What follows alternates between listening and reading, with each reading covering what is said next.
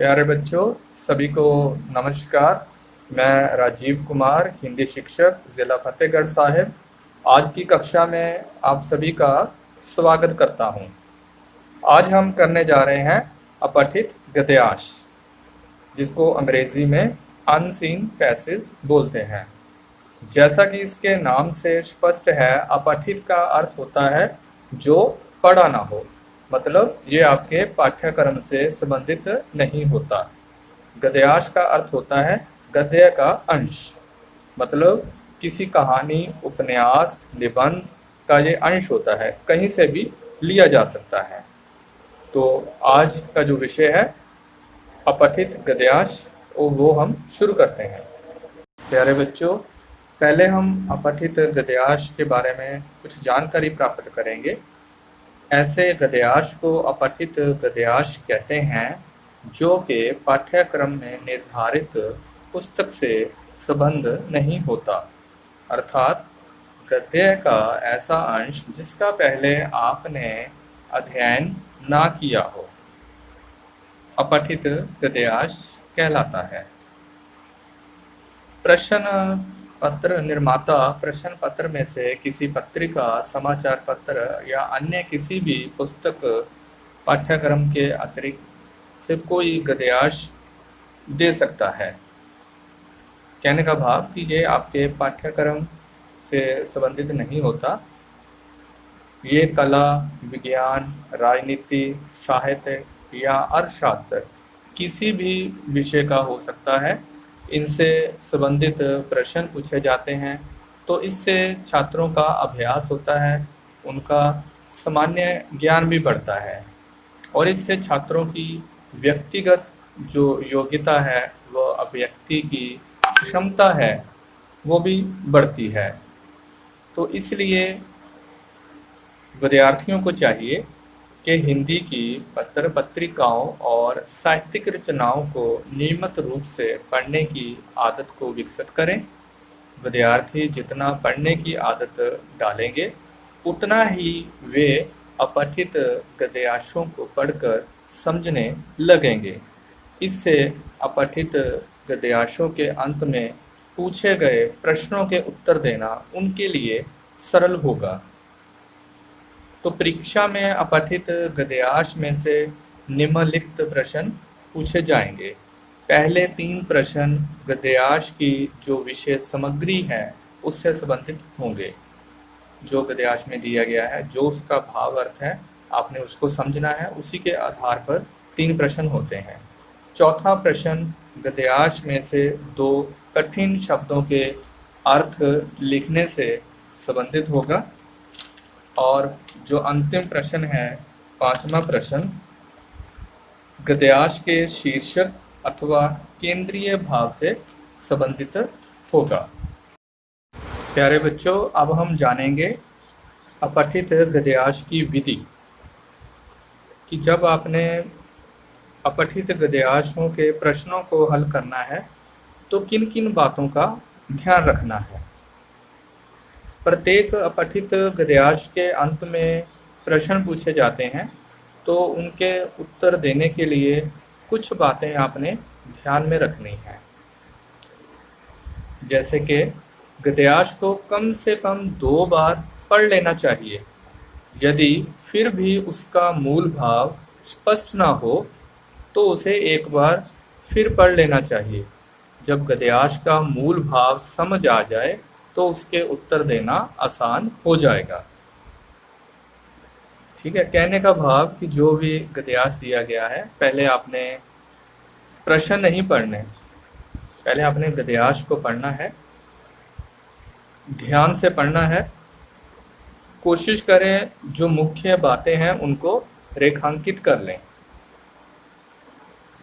उसके बाद गद्यांश की जो विषय सामग्री है, उसके जो प्रश्न है वो उत्तर उसी में ही होते हैं। कहने का भाव कि गद्यांश की विषय सामग्री, जो भी आपको गद्यांश दिया गया है, जो 3 प्रश्न होते हैं, वो उसी में छिपे होते हैं। तो अतः अपनी ओर से उनके उत्तर नहीं देने चाहिए। और दूसरी बात, जब आपने प्रश्नों के उत्तर देने हैं तो आपकी भाषा सरल होनी चाहिए। दूसरा, प्रश्नों के उत्तर आपने कम से कम शब्दों में देने हैं। साथ ही गद्यांश में से अपने उत्तर छांटने होते हैं। उत्तर में जितना पूछा जाए केवल उतना ही लिखना चाहिए, उससे ज़्यादा या कम नहीं होना चाहिए। अर्थात उत्तर जो हैं प्रसंग के अनुसार होने चाहिए। नंबर 3, पूछे गए कठिन शब्दों के अर्थ भली भांति सोच विचार कर लिखने चाहिए। इसमें जल्दबाजी नहीं करनी चाहिए। गद्यांश में जो कठिन शब्द है किस पंक्ति में से लिया गया है, आपने उस पंक्ति को ध्यान से देखना है, पढ़ना है, समझना है। उसके बाद ही कठिन शब्दों के आपने उत्तर देने हैं। और आखिरी जो प्रश्न है वो शीर्षक पर होता है। गद्यांश का जो शीर्षक होता है वो गद्यांश के शुरू या अंत में छिपा होता है। ठीक है, जब आपको गद्यांश का मूल भाव स्पष्ट हो जाए तो उसका उपयुक्त एवं संक्षिप्त शीर्षक सोच विचार कर ही लिखना चाहिए। कहने का भाव जो मूल भाव है उसके आधार पर ही आपका शीर्षक होना चाहिए। अब हम बात करते हैं अपठित गद्यांश के महत्व की।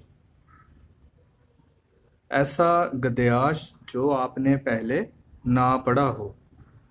अगर मान लीजिए आपने पढ़ा भी है तो ये समझ लें कि आप उसे पहली बार पढ़ रहे हैं, समझ रहे हैं। अपठित गद्यांश का उद्देश्य यह होता है कि किस प्रकार से कोई छात्र अपठित गद्यांश को समझ पा रहा है और किस प्रकार से वह अपने दिमाग में उसका विश्लेषण करके उसको लिख पा रहा है। इसलिए परीक्षा में इसको छात्रों के मानसिक स्तर के अनुसार डाला जाता है कि छात्र कितना अधिक अपठित गद्यांश को समझ पाता है। इसको समझने का मूल उद्देश्य है कि साहित्य में जो भिन्न भिन्न रचनाएं होती हैं, उपन्यास, कहानी, नाटक, निबंध आदि को समझने के लिए मनुष्य की कौशल क्षमता का विकास होता है।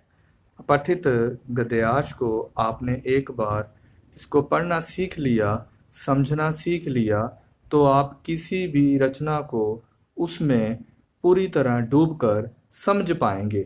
इससे आपका रचनात्मक कौशल बढ़ता है। आज की कक्षा में अब हम 3 अपठित गद्यांश जो हैं उनके प्रश्नों को हल करेंगे। तो पहला गद्यांश पढ़ते हैं। सन 1908 ईस्वी की बात है। दिसंबर का आखिर या जनवरी का प्रारंभ होगा। चिल्ला जाड़ा पड़ रहा था। 2-4 दिन पूर्व कुछ बूंदाबांदी हो गई थी, इसलिए शीत की भयंकरता और भी बढ़ गई थी। सायंकाल के 3:30 या 4 बजे होंगे। कई साथियों के साथ मैं झरबेरी के बेर तोड़ तोड़ कर खा रहा था कि गांव के पास से एक आदमी ने जोर से पुकारा कि तुम्हारे भाई बुला रहे हैं, शीघ्र ही घर लौट जाओ। मैं घर को चलने लगा। साथ में छोटा भाई भी था। भाई साहब की मार का डर था, इसलिए सहमा हुआ चला जाता था। समझ में नहीं आता था कि कौन सा कसूर बन पड़ा। डरते डरते घर में घुसा। आशंका थी कि बेर खाने के अपराध में ही तो पेशी न हो। पर आंगन में भाई साहब को पत्र लिखते पाया। अब पिटने का भय दूर हुआ। हमें देखकर भाई साहब ने कहा, इन पत्रों को ले जाकर मक्खनपुर डाकखाने में डाल आओ। तेजी से जाना, जिससे शाम की डाक में चिट्ठियां निकल जाएं, ये बड़ी जरूरी हैं। तो ये था पहला अपठित गद्यांश जो मैंने आपको पढ़कर सुनाया। तो इसका जो भाव अर्थ है वो अच्छे तरह से समझने के लिए मैं इसको फिर से पढ़ता हूँ। सन 1908 ईस्वी की बात है। दिसंबर का आखिर या जनवरी का प्रारंभ होगा। चिल्ला जाड़ा पड़ रहा था। 2-4 दिन पूर्व कुछ बूंदाबांदी हो गई थी, इसलिए शीत की भयंकरता और भी बढ़ गई थी। सायंकाल के 3:30 या 4 बजे होंगे। कई साथियों के साथ मैं झरबेरी के बेर तोड़ तोड़ कर खा रहा था कि गांव के पास से एक आदमी ने जोर से पुकारा कि तुम्हारे भाई बुला रहे हैं, शीघ्र ही घर लौट जाओ। मैं घर को चलने लगा। साथ में छोटा भाई भी था। भाई साहब की मार का डर था, इसलिए सहमा हुआ चला जाता था। समझ में नहीं आता था कि कौन सा कसूर बन पड़ा। डरते डरते घर में घुसा। आशंका थी कि बेर खाने के अपराध में ही तो पेशी न हो। पर आंगन में भाई साहब को पत्र लिखते पाया। अब पिटने का भय दूर हुआ। हमें देखकर भाई साहब ने कहा, इन पत्रों को ले जाकर मक्खनपुर डाकखाने में डाल आओ। तेजी से जाना, जिससे शाम की डाक में चिट्ठियां निकल जाएं, ये बड़ी जरूरी हैं। उम्मीद करता हूँ कि आपको इसका जो भाव अर्थ है वो समझ आ गया होगा। बिल्कुल आसान है ये अपठित गद्यांश। तो इसके प्रश्न पर आते हैं। पहला प्रश्न, शीत की भयंकरता और क्यों बढ़ गई थी। तो हमने गद्यांश के शुरू में ही पढ़ा था कि बूंदाबांदी होने से जो है शीत की भयंकरता वो बढ़ गई थी।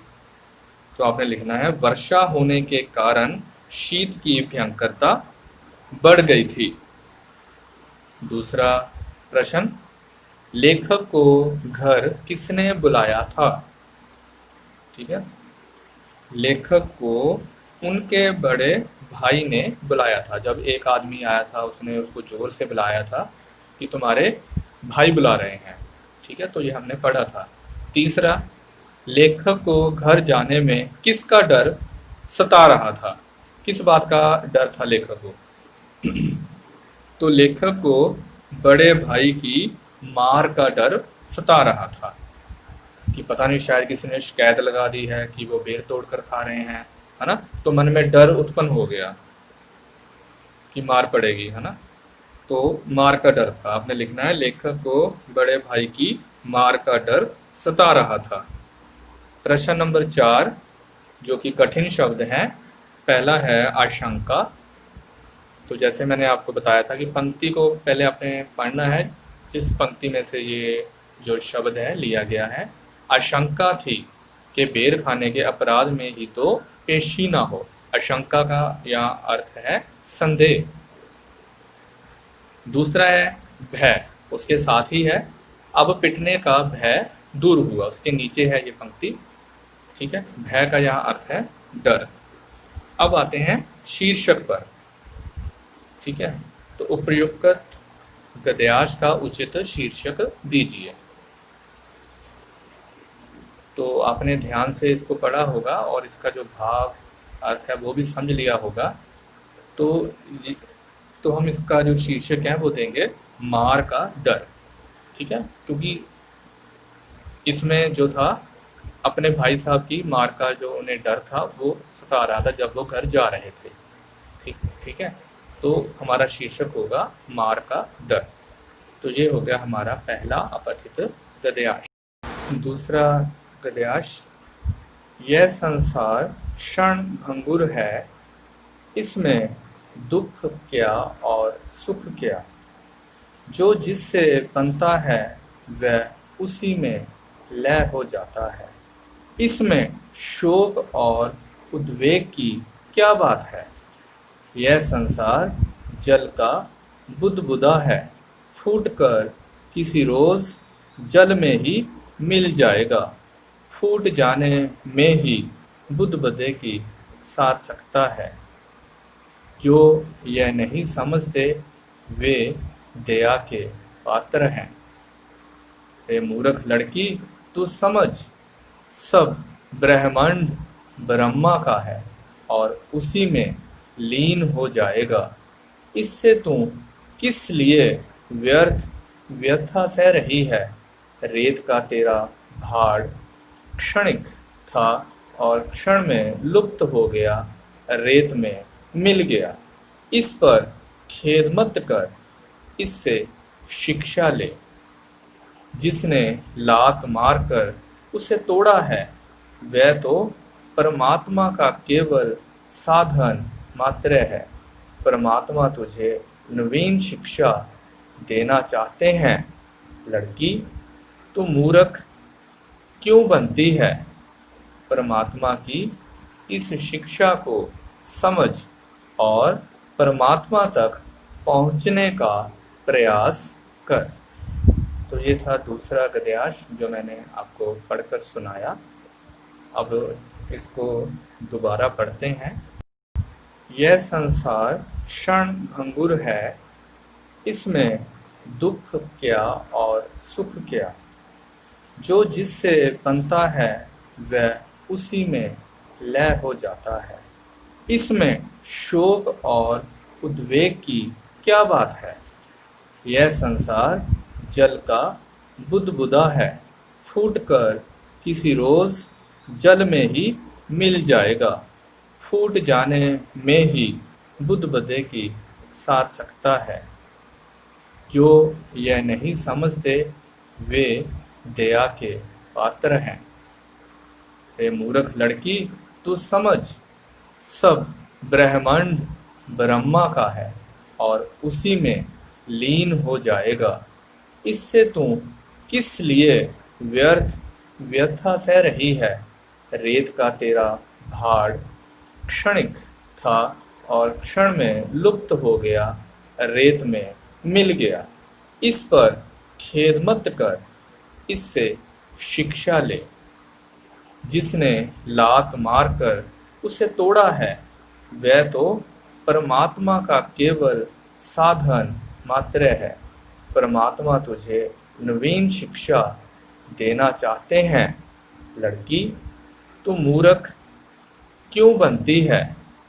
परमात्मा की इस शिक्षा को समझ और परमात्मा तक पहुंचने का प्रयास कर। उम्मीद करता हूं आपने इसका भाव अर्थ समझ लिया होगा। अब हम प्रश्नों पर आते हैं। तो पहला प्रश्न है, लेखक के अनुसार यह संसार क्या है। तो हमने इस गद्यांश के शुरू में ही पढ़ा, क्रम में ही पढ़ा कि ये जो संसार है क्षण भंगुर है। तो आपका उत्तर आएगा, लेखक के अनुसार यह संसार क्षण भंगुर है। दूसरा प्रश्न, लड़की को किस बात पर खेद था। ठीक है, लड़की को किस बात पर खेद था। तो लड़की को अपने रेत के भाड़ के टूट जाने पर खेद था। तो किसी और ने लात मारकर उसका जो भाड़ था, जो उसने रेत का घर बनाया था, उसको तोड़ दिया था। इस बात का उसे खेद था। तीसरा, लेखक ने किसे परमात्मा का केवल साधन मात्र कहा है। लेखक ने मनुष्य को परमात्मा का साधन मात्र कहा है। ये तीन जो प्रश्न थे वो हमने कर लिए हैं, जो गद्यांश से संबंधित थे। चौथा भी इसी से संबंधित है, लेकिन इसमें हमने कठिन शब्दों के अर्थ बताने हैं। तो पहला कठिन शब्द जो आया है क्षणिक तथा नवीन शब्दों के अर्थ लिखिए। तो पहला जो है उसका अर्थ है क्षण भर के लिए रहने वाला। क्षणिक होता है क्षण भर के लिए रहने वाला, मतलब कुछ समय के लिए रहने वाला। ठीक है, जो सदैव ना रहे, कुछ समय के लिए रहे। तो दूसरा है नवीन। नवीन का अर्थ है यहाँ नया। आखिरी प्रश्न पर आते हैं। उपर्युक्त गद्यांश का उचित शीर्षक दीजिए। तो जैसे मैंने आपको पहले भी बताया था कि जो शीर्षक होता है वो या तो गद्यांश के प्रारंभ में या अंत में छिपा होता है, ठीक है। या अगर आपको इसका मूल भाव समझ आ गया तो बड़ी आसानी के साथ आप इसका जो शीर्षक है वो बता सकते हैं। तो ये पूरा गद्यांश जो है हमें बताता है इस संसार के क्षण भंगुर के बारे में, कि ये जो संसार है क्षण भंगुर है, मतलब नाशवान है। तो आपका शीर्षक होगा क्षण भंगुर संसार। पहली पंक्ति में आया है, पर आपने क्षण भंगुर पहले लिखना है, संसार उसके पीछे लिखना है। तीसरा अपठित गद्यांश वो मैं पढ़ने जा रहा हूँ। मनुष्य का जीवन कर्म प्रधान है। मनुष्य को निष्काम भाव से सफलता असफलता की चिंता किए बिना अपने कर्तव्य का पालन करना है। आशा या निराशा के चक्कर में फंसे बिना उसे लगातार कर्तव्यनिष्ठ बना रहना चाहिए। किसी भी कर्तव्य की पूर्णता पर सफलता अथवा असफलता प्राप्त होती है। असफल व्यक्ति निराश हो जाता है, किंतु मनीषियों ने असफलता को भी सफलता की कुंजी कहा है। असफल व्यक्ति अनुभव की संपत्ति अर्जित करता है, जो उसके भावी जीवन का निर्माण करती है। जीवन में अनेक बार ऐसा होता है कि हम जिस उद्देश्य की प्राप्ति के लिए परिश्रम करते हैं वह पूरा नहीं होता है। ऐसे अवसर पर सारा परिश्रम व्यर्थ हो गया सा लगता है और हम निराश होकर चुपचाप बैठ जाते हैं। उद्देश्य की पूर्ति के लिए पुनः प्रयत्न नहीं करते। ऐसे व्यक्ति का जीवन धीरे धीरे बोझ बन जाता है। निराशा का अंधकार न केवल उसकी कर्म शक्ति बल्कि उसके समस्त जीवन को ही ढक लेता है। मनुष्य जीवन धारण करके कर्म पथ से कभी विचलित नहीं होना चाहिए। विघ्न बाधाओं की सफलता असफलता की तथा हानि लाभ की चिंता किए बिना कर्तव्य के मार्ग पर चलते रहने में जो आनंद एवं उत्साह है उसी में ही जीवन की सार्थकता है। तो ये था तीसरा गद्यांश जो मैंने आपको पढ़ा। इसको फिर से पढ़ते हैं ताकि इसका जो भाव अर्थ है वो हम अच्छी तरह से समझ सकें। मनुष्य का जीवन कर्म प्रधान है। मनुष्य को निष्काम भाव से सफलता असफलता की चिंता किए बिना अपने कर्तव्य का पालन करना है। आशा या निराशा के चक्कर में फंसे बिना उसे लगातार कर्तव्यनिष्ठ बना रहना चाहिए। किसी भी कर्तव्य की पूर्णता पर सफलता अथवा असफलता प्राप्त होती है। असफल व्यक्ति निराश हो जाता है, किंतु मनीषियों ने असफलता को भी सफलता की कुंजी कहा है। असफल व्यक्ति अनुभव की संपत्ति अर्जित करता है, जो उसके भावी जीवन का निर्माण करती है। जीवन में अनेक बार ऐसा होता है कि हम जिस उद्देश्य की प्राप्ति के लिए परिश्रम करते हैं वह पूरा नहीं होता है। ऐसे अवसर पर सारा परिश्रम व्यर्थ हो गया सा लगता है और हम निराश होकर चुपचाप बैठ जाते हैं, उद्देश्य की पूर्ति के लिए पुनः प्रयत्न नहीं करते। ऐसे व्यक्ति का जीवन धीरे धीरे बोझ बन जाता है। निराशा का अंधकार न केवल उसकी कर्म शक्ति बल्कि उसके समस्त जीवन को ही ढक लेता है। मनुष्य जीवन धारण करके कर्म पथ से कभी विचलित नहीं होना चाहिए। विघ्न बाधाओं की, सफलता असफलता की तथा हानि लाभ की चिंता किए बिना कर्तव्य के मार्ग पर चलते रहने में जो आनंद एवं उत्साह है, उसी में ही जीवन की सार्थकता है। तो पहला प्रश्न, कर्तव्य पालन में मनुष्य के भीतर कैसा भाव होना चाहिए? कर्तव्य पालन में मनुष्य के भीतर सफलता असफलता की चिंता को त्याग और केवल कर्तव्य के पालन का भाव होना चाहिए। ठीक है, तो जब भी आपने प्रश्न करने हैं, एक बात आपने याद रखनी है, ध्यान योग्य है ये बात, कि गद्यांश की पंक्ति और जो प्रश्न है उसकी पंक्ति का आपस में क्या संबंध है। कहने का भाव, प्रश्न और पंक्ति का क्या भाव अर्थ है। अगर आप भाव अर्थ समझ गए तो उत्तर देने में भी आसानी होगी और आपका जो उत्तर है वो बिल्कुल सही होगा। दूसरा, सफलता कब प्राप्त होती है? सफलता की प्राप्ति तब होती है जब मनुष्य बिना किसी आशा या निराशा के चक्कर में फंसे हुए निरंतर अपने कार्य में लगा रहता है। प्रश्न नंबर 3, जीवन में असफल होने पर क्या करना चाहिए?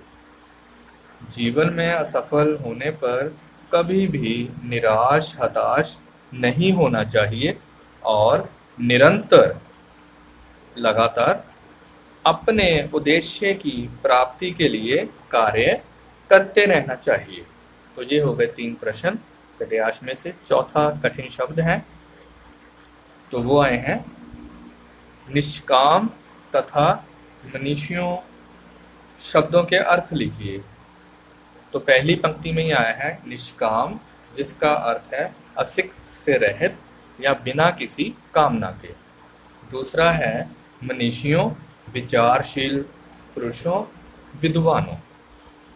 आखिरी प्रश्न पर आते हैं, अप्रयुक्त गद्यांश का उचित शीर्षक दीजिए। तो हमने इस गद्यांश को 2 बार पढ़ा है, तो इसमें कर्म की बात हो रही है।